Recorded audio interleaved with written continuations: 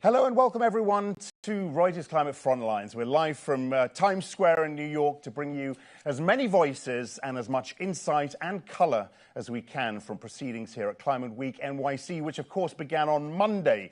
This is the biggest climate week yet, over 1,000 events unfolding across the city in spite of political headwinds and renewed skepticism, of course, over climate reporting. Today is Climate Day at the UN General Assembly, when world leaders focus on climate change for a day, with many countries expected to announce new pledges and plans ahead of this year's COP30 meeting in Brazil. Let me, before I tell you what's coming up in the show, give you a quick recap of what happened at the United Nations yesterday. All eyes, of course, were on the US president. He launched a scathing criticism of the United Nations. He issued a stark warning to Russia. And we had another dismissal of climate change. This is what he said on that. Climate change. Because if it goes higher or lower, whatever the hell happens, there's climate change.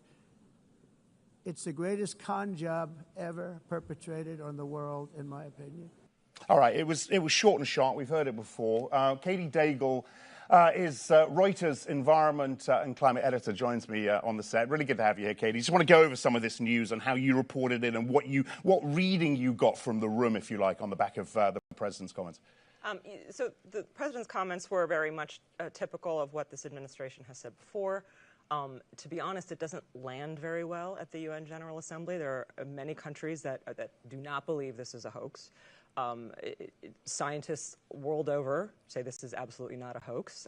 This is real, and the risk is becoming more acute and urgent, not just for countries, but for businesses.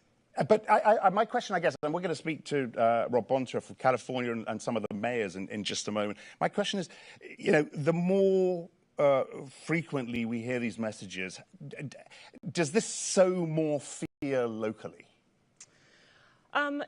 You know, I think everyone is trying to navigate these uncertain waters at the moment, but overwhelmingly we're seeing a lot of kind of pushing past that. Just this week we had Colombia, a fossil fuel dependent country, saying that it wants to hold the first ever conference on phasing out fossil fuels. That would be this April, if they can get ahead with it. That's significant. Colombia relies on fossil fuels for 50% of its exports. And here it is trying to push that agenda forward.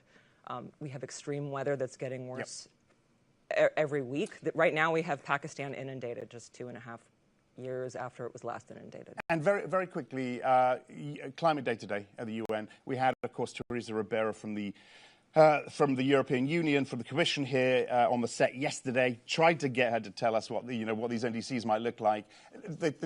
It looks like we're going to be disappointed today. It's tough. The EU has struggled to come to consensus. That they have 27 countries that need to agree, so that challenge is clear. But the pressure is on all governments. Currently, as of today, 40% of the emissions that humanity has released into the atmosphere have been since the UNFCCC was signed. So, you know, we're clearly charging ahead in the wrong direction still, and governments know this, that they're going to do what they can to, if not announce cuts, then encourage policies that affect that. Okay, very good, Katy. Well, look, we're going to keep a close eye on the Reuters wire. See if you get anything out there today in terms of headlines and stories. Katy Daigle, thanks a lot. Right, coming up on today's show, we spotlight the policymakers, innovators and financiers reshaping the climate agenda from the ground up. We're going to start in just a moment in California, where the Attorney General's legal battles and policy leadership are setting precedents for climate accountability across the US and beyond. We'll talk to mayors and city officials on how they're deploying policy, technology and community engagement and meet climate goals, block by block, borough by borough. And we're going to examine the rising stakes with the chair of the Integrity Council for the Voluntary Carbon Market, as well as the UN's Special Representative for Disaster Risk Reduction. So a very busy show. First, though, to California, where Attorney General Rob Bonta has become a prominent voice in the national climate debate, especially among advocates of environmental justice. Rob, really good to have you on the set. Thanks for coming by this morning. Look, you know, we started with the president's clip there. I've got to ask you a very quick question on it. It was predictable. We've heard it before. You know, I asked Katy whether we keep hearing these messages from the White House, and I wonder if it sows more fear locally, whether public sort of trust is tested more, and whether that makes your job more difficult.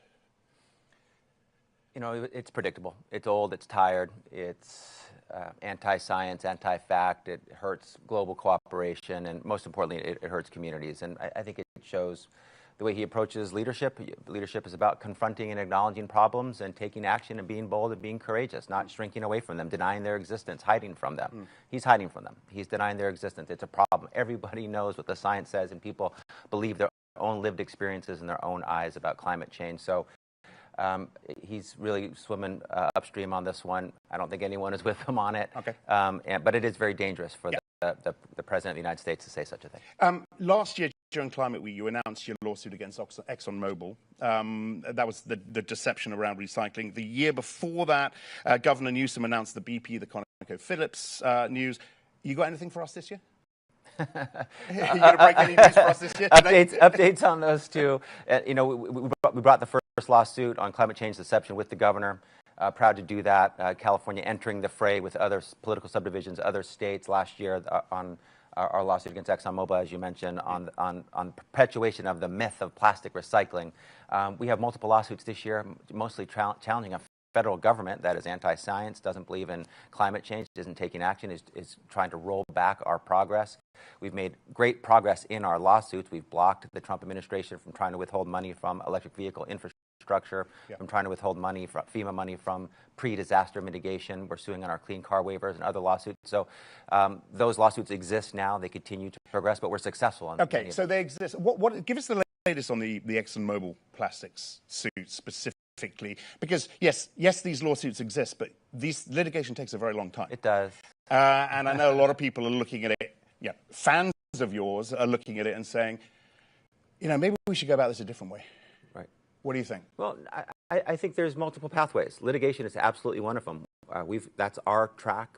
We believe in the rule of law and the court system. Litigation to seek justice holds companies accountable when they lie to the American people, to the California people. So we're going to stay on this pathway. Policymakers should and are free to take action. Activists should and are free to take action as well. It's all of the above, all tools in the toolbox. Litigation can be fast when we get restraining orders within days, sometimes the same day. Sometimes it takes time. Here, of course, ExxonMobil, their plan is to delay Judgment Day, to file motions and block and drag feet to delay the ultimate decision. But we're in this for the long haul. We believe we'll prevail in the end. You know, of course, at the same time, I've got to ask you whether there are those who question whether it's worth suing the Trump administration on major regulations like, for example, the endangerment finding. Because even if you win in the lower courts, Supreme Court's going to come in and nix that anyway. Is that a defeatist attitude on my part, or is this something you think about and again wonder how you might approach this from a different way? I won't call you defeatist, Axel, but I'll say most cases don't get to the U.S. Supreme Court. The federal trial courts and the intermediate appellate courts decide most of the cases. On key issues, the U.S. Supreme Court will take an issue, but they're not outcome determinative. You know, they're going to look at the case. They're going to analyze it based on the facts. They definitely have a more conservative bent right now. But we believe that our cases are strong. When we have the law and the facts on our side, we can prevail in any court, and we should, including the U.S. Supreme Court. So we think it's important. Anytime the Trump administration breaks the law, violates the Constitution, hold them accountable, sue them. The courts will decide what they're going to do if they believe in our case and if they find for us. But we can't. There's no passes. The rule of law governs, and it applies to everyone, including the President of the United States. Do you worry, Rob? And I ask you this, you know, personally, your family and the sort of kickback you get from the whether it's the White House or the government or anyone related to that, linked to that. Do you fear for your safety sometimes, given the prominent role you play in fighting this White House and fighting this president? I think that's what the president wants people to worry about and wants them to think that's part of his bullying, his intimidation, his threatening to make people fearful, to talk about prosecuting them. He's going after my colleague here, Tish James in New York. And that politicization of the Department of Justice is very dangerous. But no, I mean, we're prudent. We take protocols. This job has a high profile on any time, certainly now with the Trump administration having the role it has on us vis-a-vis them. So we take prudent steps. But I do my job. I sign up to do a job. We're going, full speed, full tank of gas, and completely committed to it. And when you spoke at a Reuters Impact event last year in October, and you said, I watched that just before this show, California is going to be California regardless of who's in the White House. Fine, but I imagine you didn't expect to be so busy as you are now. You don't have a daughter of California, as you've said before, in the White House. Right. 39 lawsuits against the president in, 29, 30 weeks? 35 weeks. 39 and 35 weeks. 39, 35. And is it going to get busier? Yeah. Yeah? So you've got a lot more planned? The Trump administration is showing no signs of slowing down on its law breaking. If the Trump administration was judged based on how frequently and consistently, how brazenly and blatantly it's violated the law, it would be the most successful presidency in the history of the United States. And so we don't want to sue the Trump administration at all. That would be great. That would mean that the Trump administration is complying with the law, complying with the Constitution. But each and every time they violate the law, they hurt my state and my people, we will sue them and we will take them to court. So far, that's meant more than once a week. We definitely have more lawsuits planned, maybe some that we could announce as early as this week or next week. There's a bunch of actions that we're tracking that look like they could amount to lawsuits. Yep. So, and this is against the government, or is this? Are we talking corporates and the fossil fuel companies again? I was referring to the Trump administration. The Trump administration. Okay. Are we going to see anything else in the corporate space? I think so. We have ongoing investigations. We're looking more broadly at the myth of plastic recycling that's been perpetuated. We've sued ExxonMobil, but there are others who have been involved in perpetuating that myth, we believe. So we're pursuing that and looking at the possibility of another lawsuit. We have an important PFAS lawsuit for chemicals lawsuit. So we're taking big swings that we think are appropriate based on the law, based on the facts, that can really make a difference to advance climate action. Who are you talking to this week here in New York? I mean, who do you really want to talk to this week in New York who maybe you haven't organized meetings with? Who do you need to talk to here in New York? I talked to Jane Fonda yesterday. Oh, you did? And okay. That was very inspiring to see someone who continues to fight, who has such courage, who is has such moral clarity about the need to act, given what we're facing with the attacks on democracy, the attacks on climate action. I'm proud to be here with my legislative partners who have been working overtime in the California legislature, really doing great work over many years. We're here to talk about the California story, to provide inspiration, a blueprint for others, and I think we're doing that. And finally, are you in touch with your predecessor, with Kamala Harris? I am. How's she doing? She's doing well. She's busy on a book tour now. We've crossed paths in Los Angeles and in California. And obviously, she had a really tough campaign, and is telling her story as is appropriate. But she looks great. She's continuing to be the great leader that she's always been. I'm proud to have known her since she was the district attorney of San Francisco. Supported her in all her races, and honored that she continues to be a daughter of California that leads with such grace, courage, and conviction. All right, Rob. Look, thanks so much for coming in today. I really appreciate you starting the show today. Rob Bonta, thank you, from California. Right, from Cleveland to New York to London, cities are rewriting the climate playbook in real time, navigating politics, infrastructure, and public pressure. In a moment, we're going to hear from 3 urban leaders. Just before Climate Week, though, I spoke with Christiana Figueres, one of the architects, of course, of the Paris Climate Accord. She was also, until recently, vice chair of the Global Covenant of Mayors for Climate and Energy. That's a network of cities committed to climate action. This is what she had to say about the importance of local leadership. The role of subnational governments is absolutely key, because while national governments set the direction, it really is the subnational governments that have much more of a say and they're much more closely located to the point of action. So they are the key figures from the public sector. They are the ones that can decarbonize their cities or their regions. They're the ones that can put local policies and measures in place in order to support what is already happening on behalf of the market economy.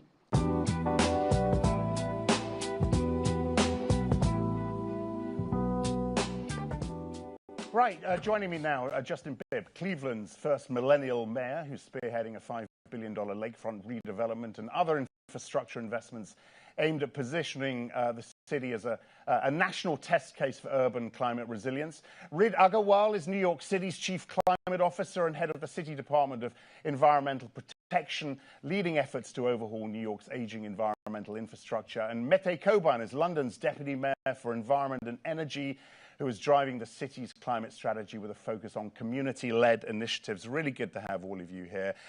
You know, we just heard Christiana talk about the importance of leadership at the subnational level, and we will talk more about that. But let me ask you first, you know, on the back again of the comments from the US President of the United Nations yesterday on climate, I'll ask you, and Justin, let me start with you. How detrimental in practice is the federal stance on climate to what you're trying to achieve? What does it actually stop you doing?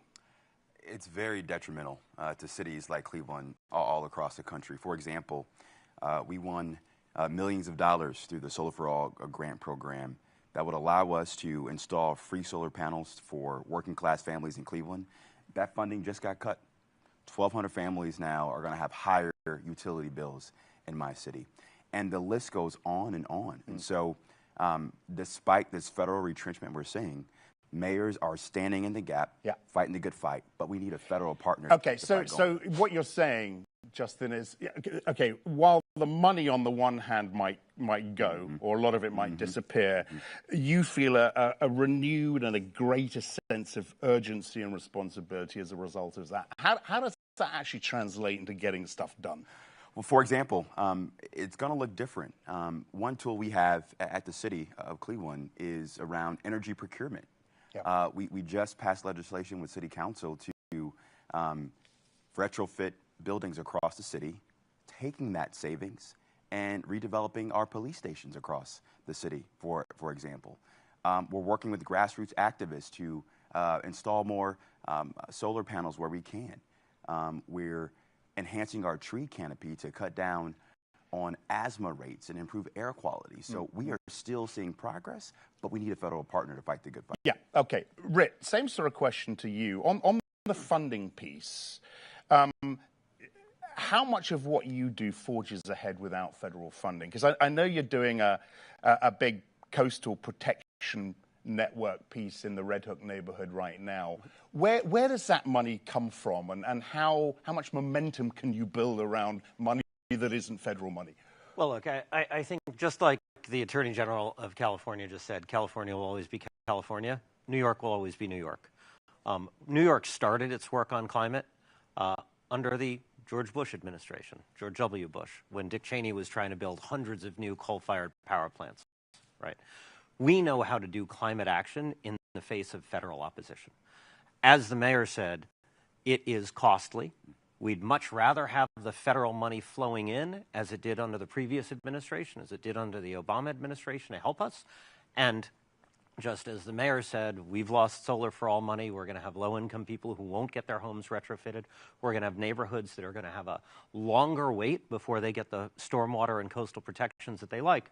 But the fact is, New York City generally funds most of what we need. The federal government helps, but we do most of it on our own. And the legislative and policy power that we have, we control our building code here at the local level. We've put in congestion pricing in partnership with the state, and we are working aggressively not just to protect Brooklyn, but across the city. Okay. And Mete, look, I know all you guys know each other. I mean, I'm sure you talk a lot. I'm keen to explore the collaboration between you all and what you learn from each other. What is, and we'll come on to what you're doing specifically in London in a moment, but what do you learn from New York and the way New York deals with heat, in particular heat, I guess, but also the flooding risk? Yeah, I mean, look, my first visit actually when I arrived in New York was together with Rit. We went to Flushing Bay to see one of the water treatment plants, because in London we have a big plan to clean all 41 of our rivers. And of course, New York City has the biggest municipally owned water company, whereas in London we have Thames Water, which is a privatized company. And there's so much learning between cities. We delivered the world's largest clean air zone. You know, we've been working collaboratively with cities like Bogota, for example, around their clean air zone, Warsaw around their clean air zone. The work that New York City is doing around their building energy efficiency, which is going to help save, you know, so many tons of carbon, but also create so many new jobs and high quality jobs. There's so much that we're learning, from planning infrastructure to transportation, to green infrastructure to flooding. And I think that's the beauty of why we're here. I'm here also representing C40 cities, which is over 100 cities taking action on climate. And that's part of the big focus we're trying to bring to New York, which is around actually where we have some countries who are delaying progress. Actually, like Mayor Bibb has already said, cities are already leading the way. Yeah. I'm going to come back to heat, because I'm also really intrigued to know what you learned from, say, cities in the Middle East, where it's getting really, really bad. But very quickly, Mehdi, a lot of your priorities are shaped by your upbringing. You're growing up in East London. Are we seeing enough equitable change happening in London? I'd be interested to hear from you guys on this as well. You know, really getting the money and getting the effort to where it matters most. Yeah, look, I think the green transition is one of the biggest economic opportunities in the 21st century. I think it's a huge opportunity for us to think about how we can redistribute wealth, particularly to working class communities. I myself, like you said, I'm not a traditional environmentalist, but partly the reason why I grew to care about this issue is because I saw my family suffering from a yearly increase on their energy bills because we're dependent on fossil fuels. And we are seeing action. We've got the biggest retrofit program in London's history, 22,000 homes that will be improving their energy efficiency, which means that we will no longer have residents having to choose between heating or eating during the winter. But also on heat specifically, we've had a really bold program of making sure we're getting water fountains across the city, retrofitting our homes so they're cooler in the summer because we know we're going to have more heat waves, but also making sure that we're creating shading across our streets by planting more trees. Justin, are you doing that equitable bit well enough in Cleveland? Absolutely. As my colleagues mentioned, this is not only about addressing climate change, but about a work, wages, and wealth agenda at the local level. In Cleveland, we believe the green energy economy can create nearly 10,000 good-paying jobs by 2030. So we're investing in Clevelanders. We're training high school students to be apprentices to weatherize homes, install solar panels. That's how we make sure these benefits are broad-based. What worries you most about the whole context now that we're operating in? I mean, clearly there's a lot of pressure on you guys. You know, we hear it from Christiana, we hear it from everyone. Yeah, you know, the cities and the states, they've got this. There's a lot of pressure, a lot of responsibility. What worries you most now, Rick? Look, I don't know that it's a worry, but the task ahead is about delivering. Right? It's not about pronouncements. It's not about new commitments. It's about delivering the stuff we've already committed to. We've been focused over the last 4 years on implementing our Local Law 97, which is our building decarbonization mandate, which somebody pointed out to me yesterday involves the highest price per ton of any legislative carbon cap in the world. We've been working on green infrastructure, which is one of our key strategies for equity. Actually, a disproportionate share of our green infrastructure is in low-income neighborhoods. It's a good thing. And we've got a lot of infrastructure to build. So the task is on us to stay focused and deliver efficiently and quickly. How are you doing? Just very specifically on the heat piece, because this is clearly an issue in London. I live in London. It's getting worse in London. How are you? Give us a sense of some of the exciting projects that you've got planned to deal with the heat piece, other than AC, because we can't air condition our way out of this, right? Well, look, I will say actually, and this is very much driven by an equity concern. One of our key initiatives is to go ahead and do a mandate for indoor air conditioning. We've come to the conclusion that outdoor air temperatures are really important to manage, and we've done a lot of tree work, and the green infrastructure is a key part of that. But ultimately, in New York City, people die from heat. We've had more than, we think our estimates are 500 New Yorkers have died from climate change-induced extra heat over the last decade, compared to 56, each one a tragedy, but 56 losses due to climate change-related flooding since Hurricane Sandy, or including Hurricane Sandy. People die because of the temperature in their bedroom, and they are only people who don't have air conditioning or are so low income that they have an air conditioner and don't run it because they worry about the energy. Do you have a handle on it? Do you have a handle on this problem, do you think, in New York? Do you have a handle on this problem in Cleveland? We have a lot more work to do. But one thing we have done is we've invested in our rec centers to be resilient hubs. So whether it's a winter storm or cold temperatures, or when it's a really hot day in the summertime, making sure our rec centers can be that resilience hub for residents who can't afford to have AC in their home, or don't have a warm place to go when it gets really cold outside. Yeah. What do you take back, Mete, to London from a week like this one in New York? I mean, there's clearly a lot of talking shop going on. Criticism is leveled at a lot of people because exactly for that reason. What sort of can you take back to London that you can really use to make things better in our city? Well, I think firstly, there's a sense of optimism coming out of New York. You know, lots of people coming into New York were concerned about how big New York climate would be, and I believe this is the biggest ever New York Climate Week. So I think there is a sense of businesses, innovators, policymakers coming together to really make sure that we're pushing ahead with climate action. But also, like I say, on a practical level, there's so many things that I've learned from other mayors just being here. And I think going into COP30, our big push is making sure that actually when we're talking at an international level, we need to be talking about cities, because cities are where most people will be living and where we're going to see the impacts of climate change. And of course, London Climate Week was astonishing this year. We did this show actually in the centre of London for London Climate Week, and there was a lot of momentum there. No, I've got to stop it. Thank you so much for coming in, Justin, Rit, and Mete. Many thanks. Good luck to you all as well. Right, up next, Annette Nazareth, Chair of the Integrity Council for the Voluntary Carbon Market, and Kamal Kishore, Special Representative of the UN Secretary-General for Disaster Risk Reduction. We're going to tackle the global risk equation from climate finance to disaster resilience, and what it takes to build trust, accountability, and preparedness in an era of compounding crises.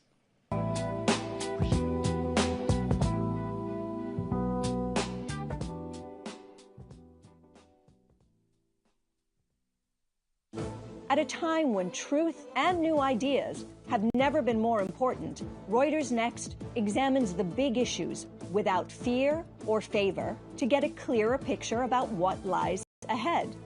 Reuters Next Gulf will provide a forum to ignite real change and to build a better tomorrow for generations to come. Join us at Reuters Next, because in a time of great change, the most important question is, what's next?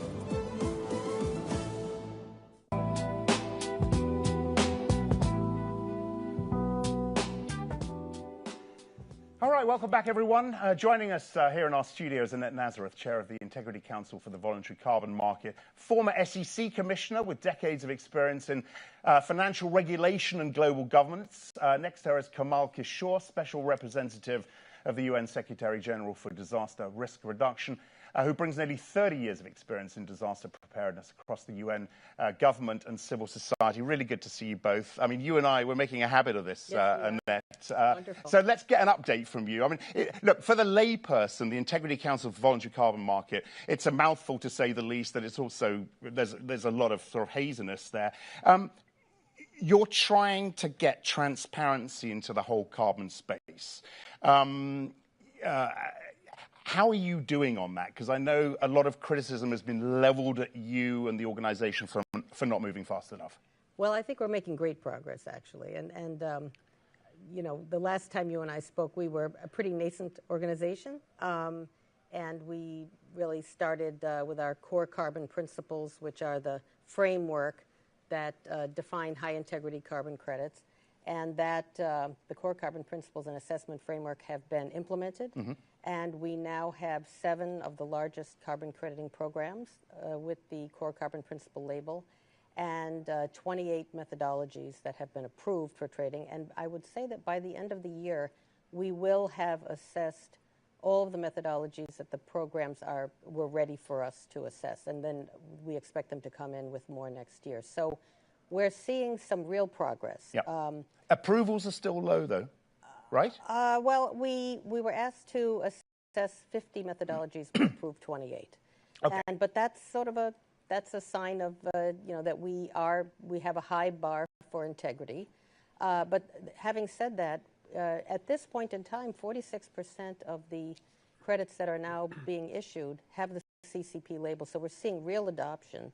And what's very gratifying is the market is essentially telling us that they have put a high value on our work because the CCP labeled carbon credits are trading at approximately 25% premium over those credits that don't have the CCP label. So what that says is this label is, it represents high quality. Yeah. And it's important that when purchasers buy credits, they don't have to do massive amounts of due diligence themselves. They've got a framework that has established what a high integrity credit is.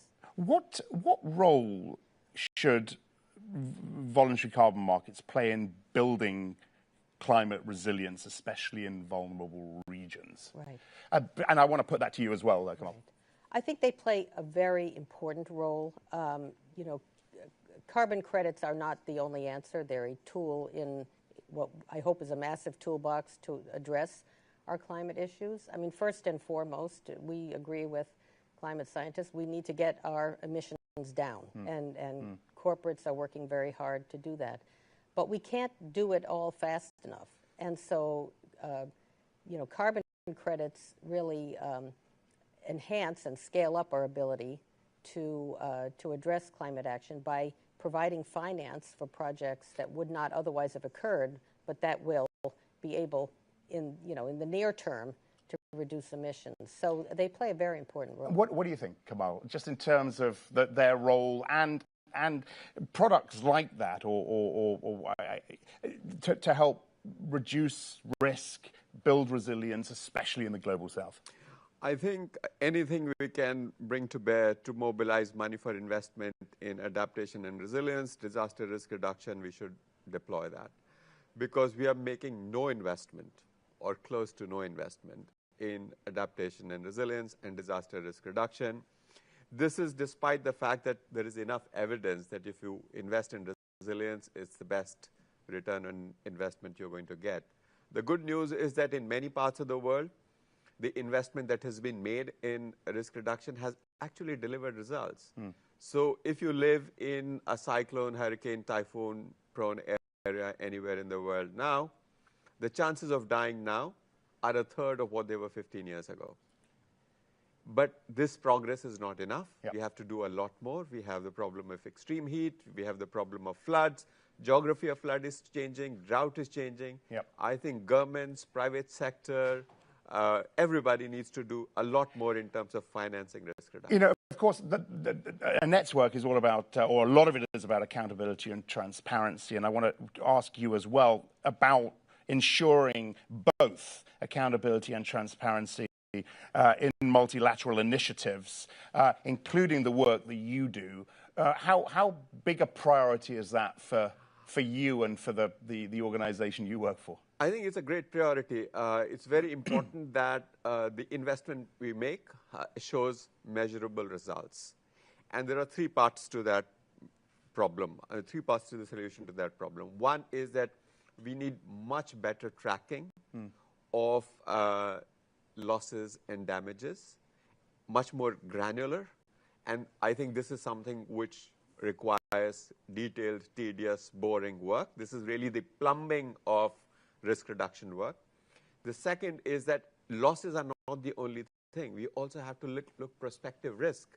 So if we have commonly accepted risk matrix globally for disaster and climate risk, what is the risk of losses? That is really important. And the third is put money at the local level. Okay. Annette, when does, I think this is a question I've asked you before, but I will continue to ask this. When does the voluntary piece, in your view, need to become mandatory? Is voluntary enough right now to get this stuff done? No, voluntary is really just a means to enhance our ability. It's a holding pattern. It's a holding pattern in a sense, yes. And but even if all governments sort of met their commitments today to reduce emissions, we still would not meet our climate goals. So the voluntary part of this is very important. But the bottom line is that the voluntary and the compliance markets are becoming very much interchangeable. And a big point of the way we established our work was that it would work interchangeably with Article 6, and we're starting to see a lot more interchange between the two. So I think it's going to be important. But ultimately, if governments decide to take this over, that would be. And is that the outcome you want? Is that the goal for you? I think the goal is to do whatever we can to get our emissions down and to have the biggest, carbon market that we can to assist in that process. Obviously, with reductions and removals, also on the compliance side being very important. Yeah. Kamal, a final question for you. It sort of goes a little bit off piece, but it goes back to what we heard from the mayors on combating heat, extreme heat, because I know you've done a lot of work on this, and the Secretary General announced his call to action a year ago. How are you doing on that? It seems most government responses, what I'm getting is most government responses need to be more systemic and less reactive when they're looking at this extreme heat issue.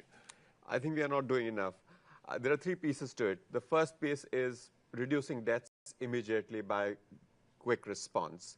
I think on that we are doing a lot better than what we were doing a few years ago.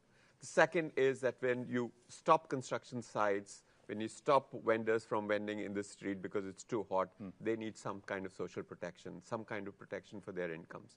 The third bigger piece is that there is no way around transforming our built environment, our economies. Yeah. We are, as you said a few minutes ago, we are not going to be able to air condition our way out of it. We have to make passive cooling cool. There needs to be much greater demand for passive cooling so that air conditioning load goes down. The cities are greener. We incorporate nature-based solutions.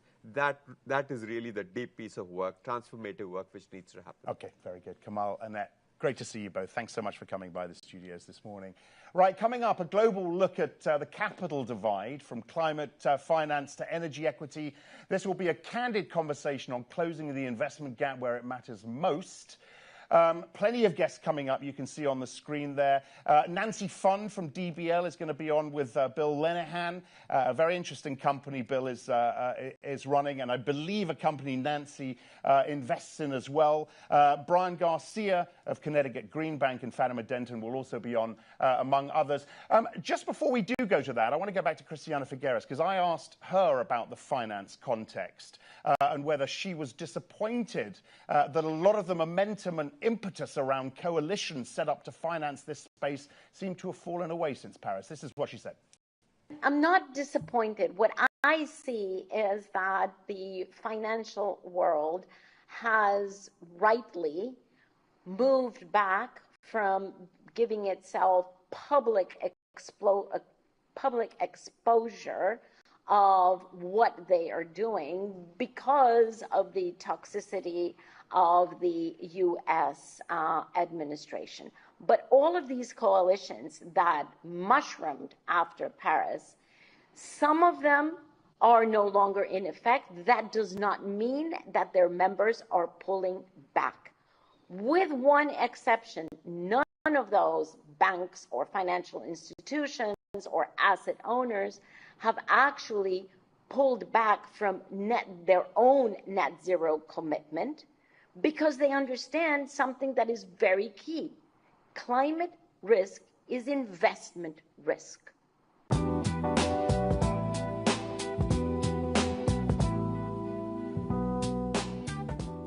So who's driving investment now in climate and development, and who's being left behind? Joining us are three leaders with deep expertise across finance, energy and sustainability. Avinash Persaud is Special Advisor on Climate Change to the President of the Inter-American Development Bank. He brings over 30 years of experience in finance, public policy and academia to this. Damilola Ogunbi is the CEO of Sustainable Energy for All, SE for All, and a global advocate for energy equity. And Dan O'Clear, CEO of Climate Advisory South Pole, previously served as a global head of sustainable finance, HSBC. Some great voices on our show this morning. I'm thrilled to have you all here. Okay, Daniel, I'm going to kick it off with you. We heard Christiana say she's not disappointed because the impetus, the finance piece, the momentum is still there, despite people pulling back, whether we're talking GFANS or whatever else. Where are the big gaps in financing as far as you're concerned? Well, first of all, thank you for having me. Thank you for having us. I think there's a real positive story in the last 10 years of climate finance. When I looked at this after the Paris Agreement, we were wondering how do we get to the first trillion of climate finance. Now we talk 2 to 3 trillion every year that is mobilized mostly from the private sector to go into climate finance. So that's a great story. That's 4- or 5-fold since we started this conversation. And I think it's surpassed everyone's expectations. But what's the problem? The problem is 90% of that is going into renewable and into transport, so EVs. So it's not going into hard-to-abate sector. It's not going into hydrogen. It's not going into the more challenging topics that we need to tackle next. 85% of that is going into the global north. So we're not investing into the economies that are growing, that are building new infrastructure.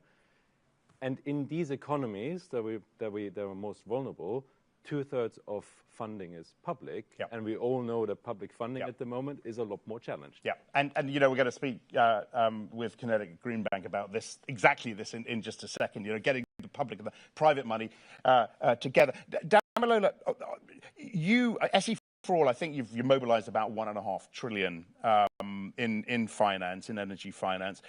What, in your view, is stopping, as Daniel was saying, is stopping that money getting to the communities that need it most, mainly in the global south? I mean, to Daniel's point, about only 15% goes to emerging and developing economies. Even more shockingly, only 2% goes to the African continent. If you think where the population is growing, where we're going to be at risk of shocks with climate, it is in Africa. I mean, there are a series of things. I think the first one is the fact that people say they're not bankable projects. People want scale, right? But to develop scale, there's a level of infrastructure you also need to develop to get to that point. There's also a big part on clear policy and regulation. Like, if I invest my money, how do I get it out? What do I do with it? Are there any key guarantees? Are we making progress on this piece, though, in terms of scaling this stuff up? I mean, you know, I remember sitting in Glasgow, I remember sitting in Sharm, you know, and we were talking about these problems. We were talking about exactly the same thing with Mark Carney, with Bill Winters, all these people. Have we made any progress on this at all in the last 10 years? Absolutely. I think we've made vast progress. First, you have governments wanting to do energy transition planning, coming to say, how do I actually decarbonize, without anybody telling them. What they want to focus on is how much is it going to cost and where am I going to get the money from. The other kind of biggest, what I think, at least on the African continent, public-private philanthropic partnership is a program called Mission 300. With the World Bank and African Development Bank going, I want to provide electricity to 300 million Africans by 2030. And there's 40 to about $45 billion of concessional capital to push this. Having governments do that and seeing the first 30 million connections, that is a big push, especially since a lot of that is renewable energy. Avinash, familiar face. You and I used to speak to Avinash, what, 30, 35 years ago or something, before this role. How old I am. Yeah, you look great, by the way. You were a key architect of the Bridgetown initiative in Barbados. How do you think that framework has shifted this whole piece around equitable finance and that shifted the whole piece? Exactly what we're talking about here, getting the money to where it's needed most.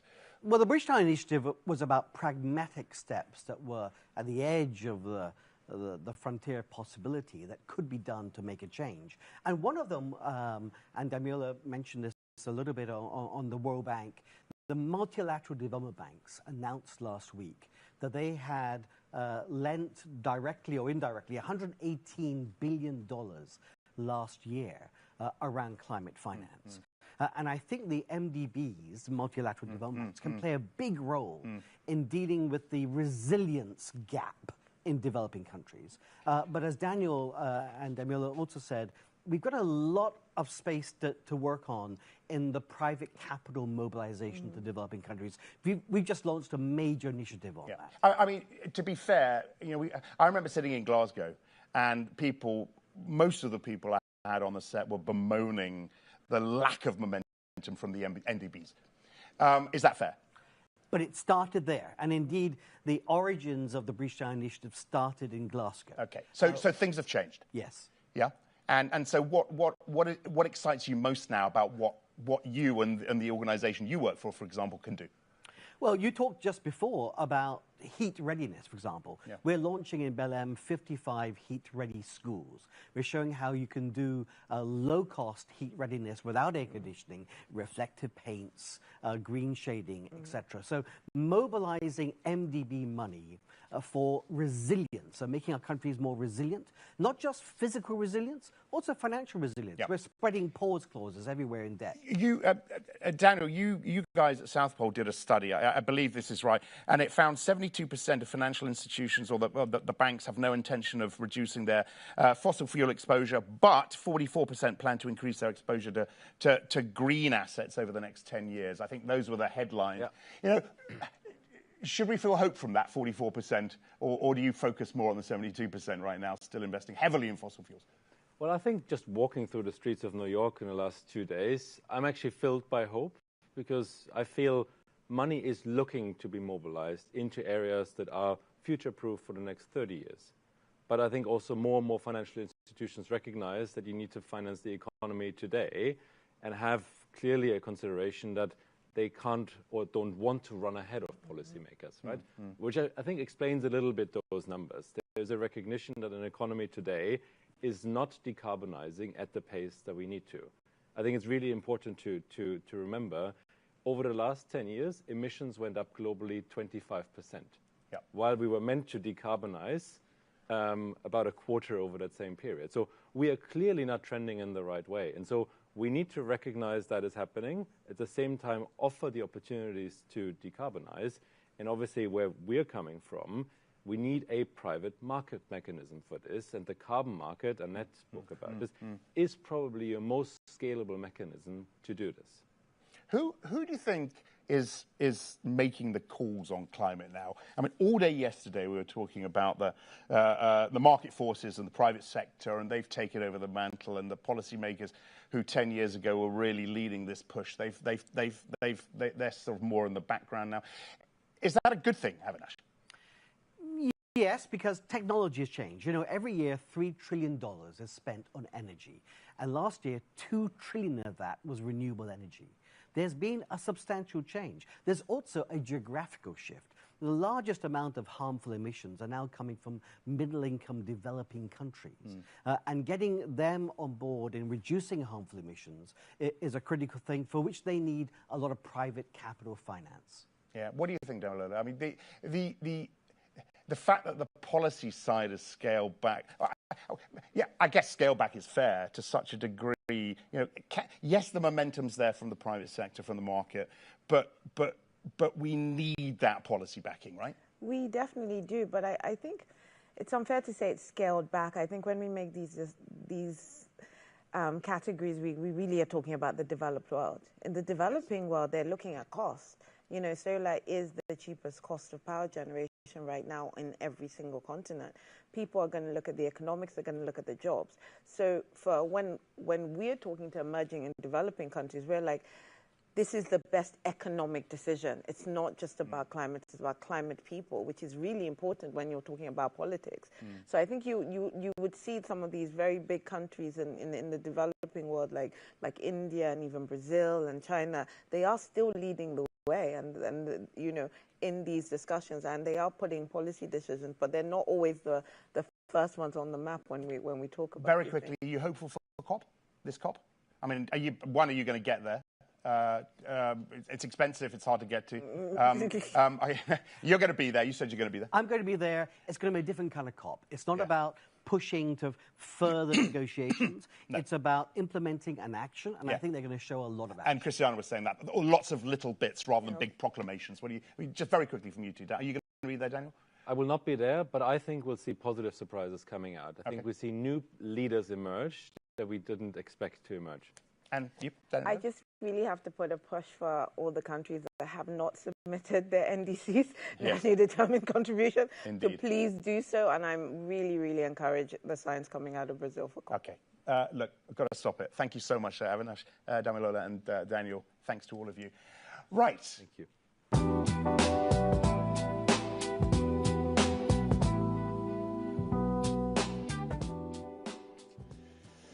Right, next up, a pioneering investor in climate innovation and the CEO of a startup in distributed energy solutions. Together, they break down the deal-making dynamics driving climate tech. Nancy Fund is founder and managing partner of DBL Partners, a firm known for its double bottom line approach, delivering strong financial returns alongside measurable social and environmental impact. She was an early investor in Tesla, SolarCity, and other transformative clean tech companies. Bill Lenihan is the CEO of Zola Electric, a company delivering energy solutions across 4 continents. Under his leadership, Zola has brought power to over 1.5 million people, redefining energy access in undeserved markets. Great to see you both, Nancy and Bill. And I did say it earlier on, I just want to double check this, but you do invest in Bill's company, right? Absolutely. We have been partners for some 10 years, and that's part of the story. These overnight successes take a while. What makes Nancy for a genuine, compelling impact investment strategy? What it all boils down to is what our name of our firm, double bottom line. You've got no sacrifice. You have to deliver on the quality, the better, cheaper, faster product at the same time that you drive environmental progress and climate change amelioration. And a lot of people think it's one or the other. We believe there's no sacrifice. It's and, not or. Are there enough exciting, investable ideas out there in this space? It's getting more exciting every day because the world sees the issues that we face. Entrepreneurs want to make a difference. They want to do more than just build, a successful company. They want to change the world, and so we're bringing more and more skilled entrepreneurs. And as the costs come down globally for the tools that we need, this makes economic sense, not just want to change the world. And I'll come back to some of the ideas that excite you most in a minute. But Bill, you're one of these entrepreneurs, and you're one of these companies that are making change. What are the risks? Some of the risks you face in scaling what you do across a lot of these regions? Well, that's the key risk, particularly because there's a couple of trends. Technology is changing how infrastructure in these countries is being built, energy being one of them.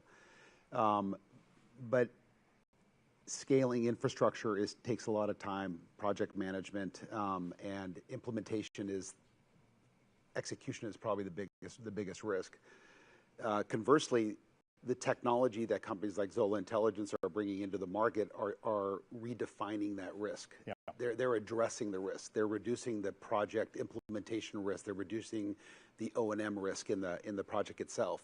So, by definition, technology is hitting head on the risks in these projects. What advice would you give entrepreneurs in your position about making the decision to address challenges like the ones that you address? How tough has this journey been for you? Yes, you've had DBL investing money in the company, but how challenging is the context right now for a company like yours?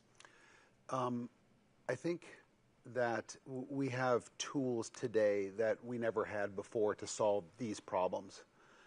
But the problems, as Nancy started with, they take time to resolve.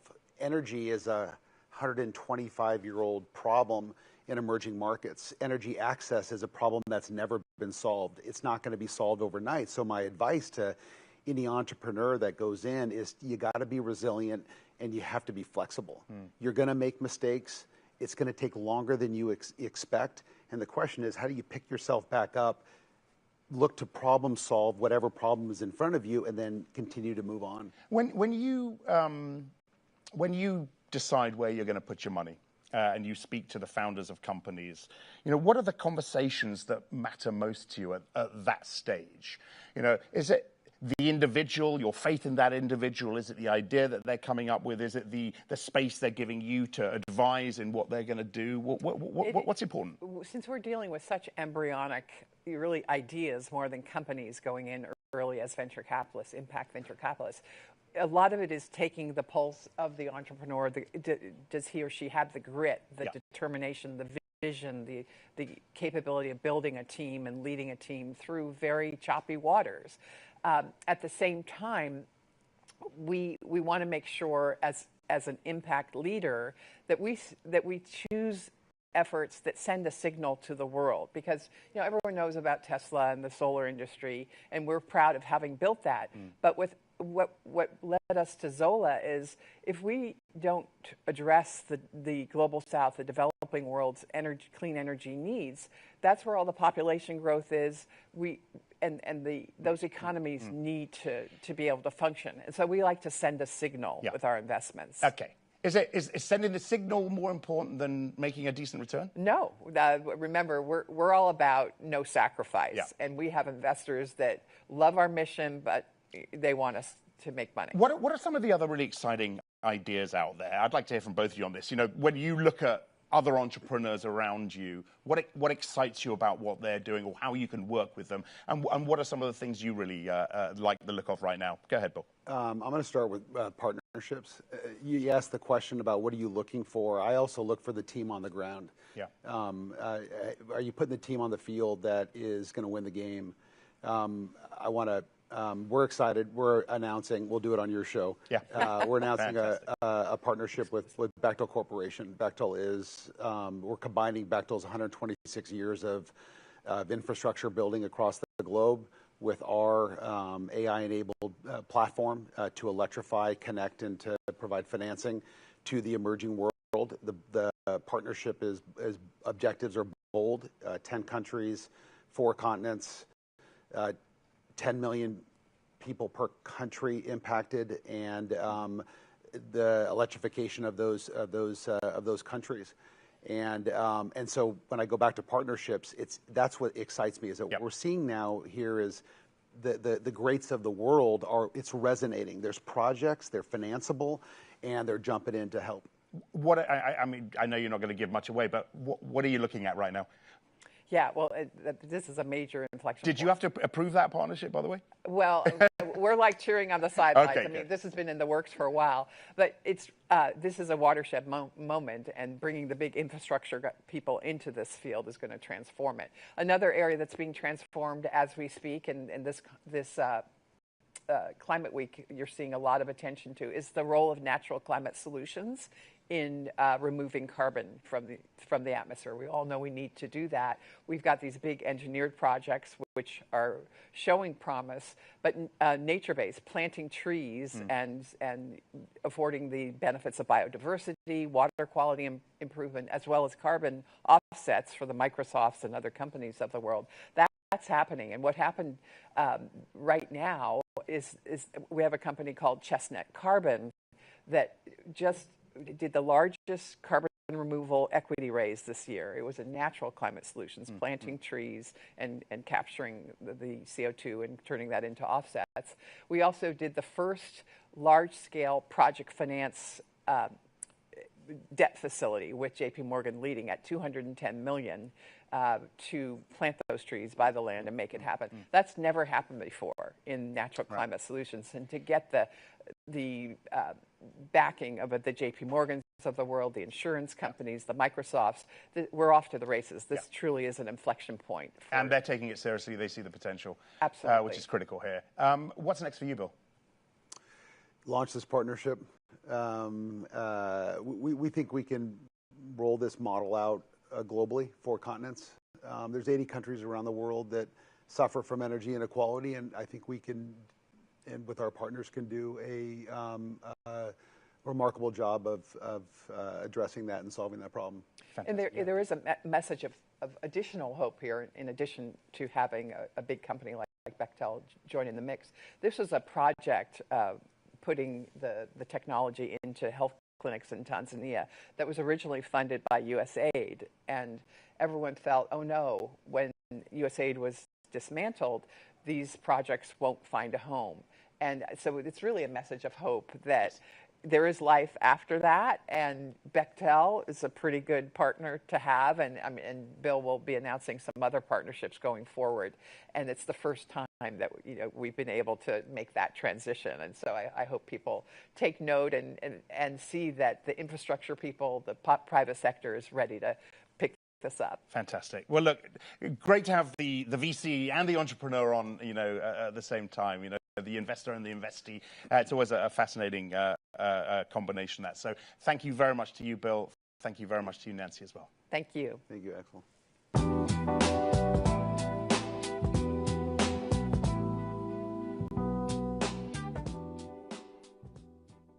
As the cost of going green continues to rise, who's footing the bill and who's being left behind? Brian Garcia is CEO of the Connecticut Green Bank, a pioneering institution that's mobilized billions in public-private investment to make clean energy more accessible. Fatima Denton is director of the UN University Institute for Natural Resources in Africa, where she leads research and policy efforts focused on sustainable development and resource equity across the continent. Great to have you both on as the last two guests of our show today. You know, it's been a very busy show. Thanks for your patience.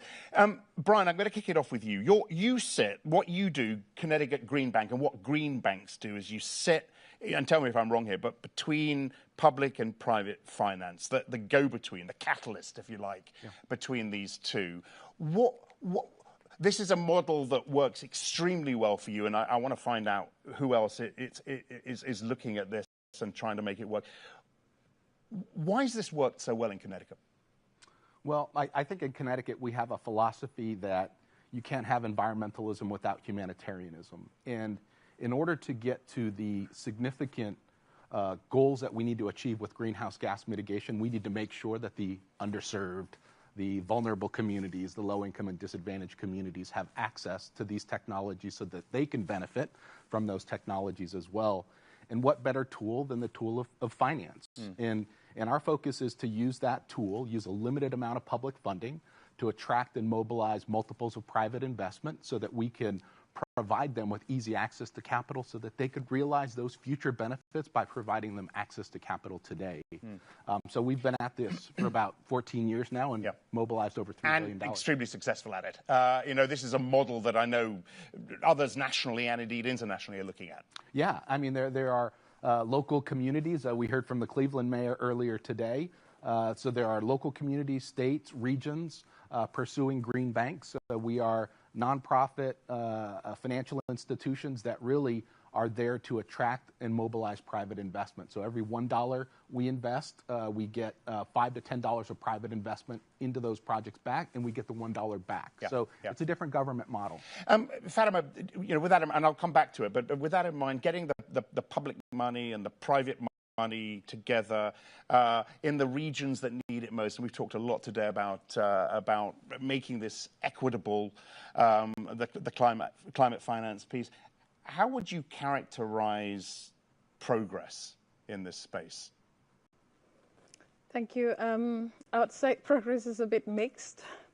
I think the promise, like Brian said, the promise of green finance is pretty good in terms of, you know, wanting finance to deliver climate finance to, you know, the most underserved. But I think that the mechanisms for that finance is really flawed because finance is not distributed evenly. I often compare it to a plumbing metaphor. It's like a pipe, and the pipe has got to, you know, run to a few sources. Capital needs to flow, and that capital is not flowing because the pipe is at the moment quite leaky. And part of the problem is in the design structure.